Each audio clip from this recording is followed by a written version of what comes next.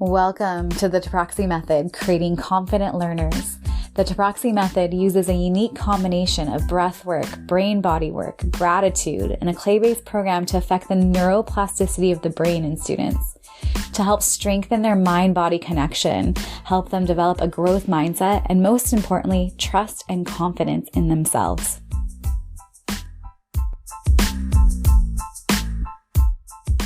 Make sure to hit the subscribe button so you don't miss any episodes. One way to support the Creating Confident Learners podcast is to leave a 5-star review and written review anywhere you listen to it. Thanks so much, and let's get started.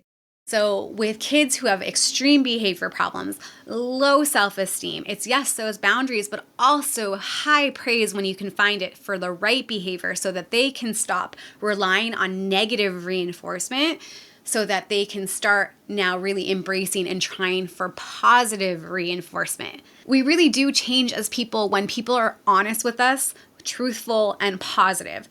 So again, I really believe in giving kids life skills to foster positivity, foster independence, foster perseverance, foster self-esteem, foster real integrity and ownership of themselves and their behavior as a preventative measure to bigger issues, bigger behavior problems, lack of focus. And so again, we have to come back to this idea that we're teaching to the whole child.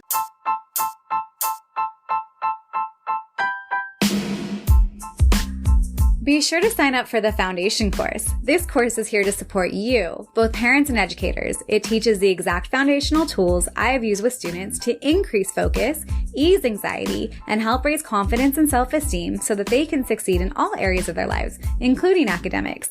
It's made into bite-sized digestible pieces to help you apply these tools right away. Aloha and welcome to the Creating Confident Learners community. So let's get right into it. I'm so excited to do another question and answer episode. So please remember to email me your direct questions at tani.toprakci@tanitutors.com. So again, it's Tani, TANI.toprakci, TOPRAKCI @tanitutors.com. And I'll be happy to answer them in an upcoming podcast episode. And as we're in the new year, we're going to get straight into it. Some of these difficult questions to answer. So a lot of times we want to know all about the positivity and, what's going on, but we do want to get to the heart of the problems as they come up. And this question to answer is, how do I stop negative behavior in my child? So that was directly asked of me recently. And so it got me thinking as to what leads to negative behavior in children at home, in the classroom, and in general in life, and how we combat that in general. How do we stop that? So I will always say that kids who get everything in a drop of a hat, whether it's their way or things, are not the happiest children. And I know a lot of times when we have the heartstrings and we want the best for our kids, a lot of times, we want to, there's this draw to give them everything and anything that they want, but this does not create the happiest children. What they actually need are boundaries, accountability, the ability to persevere, to feel seen, to feel appreciated, to learn delayed gratification, to be held to high expectations, and shown how to follow through. This enables natural integrity. So integrity really is what I do, even if no one is watching, even if nobody will ever know or see what I do. How do I actually act? What do I actually say? How do I actually treat other people? And this is linked to treating other people well and respectfully. Again, respect is a two-way street. If we want respectful children, or I always have conversations with kids like, I plan to be respectful with them. They need to be respectful to me as well. It's a two-way street. We are equals in that sense, and we are treating each other well. They don't appreciate not being treated well. So, it's the same as learning to treat others as the way that they want to be treated. So when we have these behaviors, and we want to have kids who are full of laughter, we need parents as parents and not parents just as friends. So a lot of times when I see behavior problems, there is a tendency to want to be more of a friend than a parent. And kids really do need some boundaries, accountability to show up as their best selves, to show up with natural integrity, with laughter, full of light, treating people well, being respectful, not only to other people, but themselves. I know that kids know whether they are being kind or not.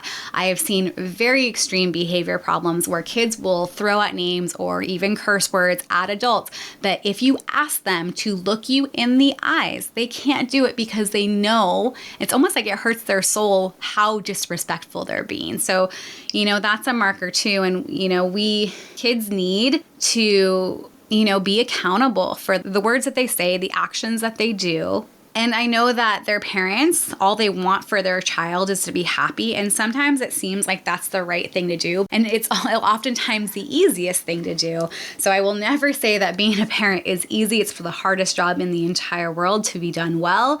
And to, make those hard choices. It's a teaching moment, day by day, moment by moment. A lot of the kids that I've worked with who have the sweetest parents, especially the mother, yet there's this nasty behavior that comes out in some of their kids. And I even argue that there's an emotional manipulation sometimes. The kids know how to pull on their heartstrings. They often throw tantrums to get their way because it has worked in the past. Oftentimes in a one-on-one setting, these kids want to show their best behavior.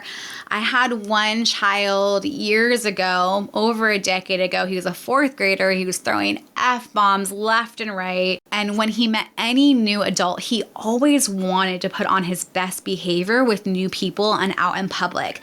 But in the home setting, his behavior was explosive. And anytime he slipped up, like, they found me out that I have this behavior problem, that I'm extreme, he would always revert back to being really extreme in behavior, in the words and actions that he did, the tantrums that he threw. Again, when we have children throwing tantrums in 4th, 5th grade, it's not okay and it's not cute, and it's a lot when they get to that point. So again, I'm always about preventative behavior, but knowing that kids really, really thrive when they have accountability for their actions and their words. This particular 4th grader, he could have everything and anything that he wanted, but I can tell you firsthand that having those things, whether it was his way or the physical things that could be bought for him, he wasn't happy. And that showed in his behavior. Oftentimes when we have behavior problems in the classroom, it's a symptom of trying to cover up things, or it's a symptom of not having consistent boundaries or a safe container, or there's too much unpredictability in their life or lack of routine. So usually behavior is more of a symptom, and we need to find what the root cause actually is. And I'm going to always say kids need some type of structure, routine to rely on. And when they have that routine, and it doesn't have to be super rigid or super strict, it's easier to act right when the expectation is there.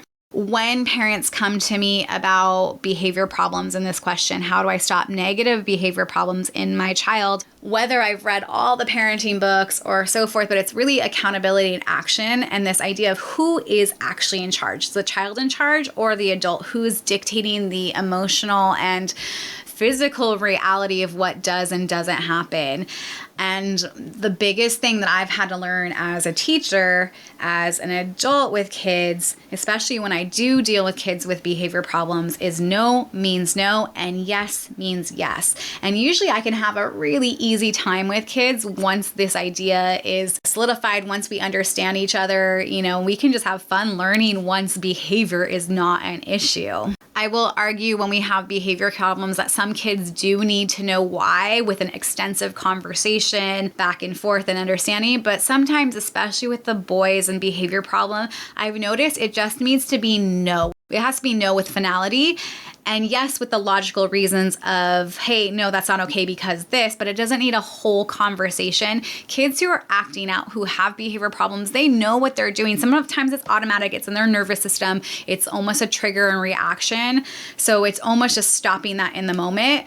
And there can be a direct comment on exactly why you're expecting that. Like, hey, that's not okay right now. So when I personally deal with behavior problems, I also oftentimes have to point out to the kids, like, hey, you want me to be respectful of you, right? That will means that the same goes for you. I need that respect. We're working together. It's a two-way street. It's a co-learning situation. We're a cooperative. And I point out to them, hey, you wouldn't want me to be rude to you all the time. So why do you think it's okay to be rude to me or to the adult or to the teacher or to the parent? And I often see lights go off in their eyes and the understanding started to form. Like, hey, I'm doing this to you, but if you were to do it to me, it would be unacceptable. And little kids, younger kids, early elementary, mid-elementary, high schoolers, middle schools, they get it. They're like, hey, wait, I'm acting like this. And someone is actually pointing it out to me that it's not okay with them. And it's cool to see the lights go off that like, hey, I wouldn't want someone to be doing what I'm doing to you. And I really do have these conversations sometimes with kids who need it, that respect is earned and that it's mutual respect.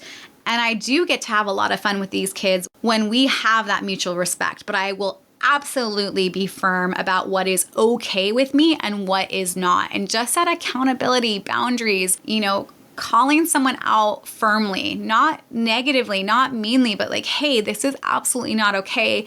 We can change that behavior with some truthfulness. And kids know this, so it oftentimes stopping the behavior, and then later, often the next time I see them, we revisit why it wasn't okay and what to do differently. Sometimes you can't deal with the problem at hand when the emotions are heightened. It's just like, let's stop it right now, let's redirect, and we'll revisit it next time when you are more calm. But what I find with the kids who have major behavior problems, their self-esteem tends to be very, very low. And heavy praise is really what redirects the behavior through positive reinforcement. So I grew up with boy goofy dogs that just listened and so forth. So my first female dog that I owned, Harper, who teaches with me in the classroom, when she was a puppy, she was out of control. She's a terrier and a Ridgeback mix. We went to dog school at 9 weeks, and they say dog school is really just teaching the humans how to teach the dogs. And what I learned, this type of breed, this type of dog really needed heavy positive reinforcement and not the negative reinforcement. And it's that idea of we catch more bees with honey than vinegar. So with kids who have extreme behavior problems, low self-esteem, it's yes, those boundaries, but also high praise when you can find it for the right behavior so that they can stop relying on negative reinforcement, so that they can start now really embracing and trying for positive reinforcement. And we really do change as people when people are honest with us, truthful and positive. So again, I really believe in giving kids life skills to foster positivity, foster independence, foster perseverance, foster self-esteem, foster real integrity and ownership of themselves and their behavior as a preventative measure to bigger issues, bigger behavior problems, lack of focus. And so again, we have to come back to this idea that we're teaching to the whole child. And my two favorite tools, the gratitude, the breath work, become permanent life skills that reach far beyond just right now, far beyond just what's happening. And they compound with time, and they really do help kids with a host of life skills that they need to become really happy, confident, capable children.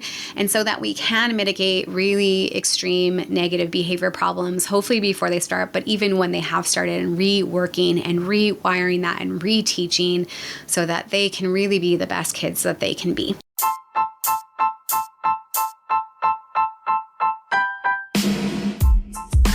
Be sure to sign up for the foundation course. This course is here to support you. It teaches the exact foundational tools I have used with students to ease anxiety and help raise confidence and self-esteem so that they can succeed in all areas of their lives, including academics. It's available as a one-time purchase or as an ongoing monthly subscription with extra group support and monthly live stream. Be sure to sign up for the newsletter to stay in contact. Keep up with the Creating Confident Learners community on Instagram and Facebook at Creating Confident Learners. Have a blessed day and aloha.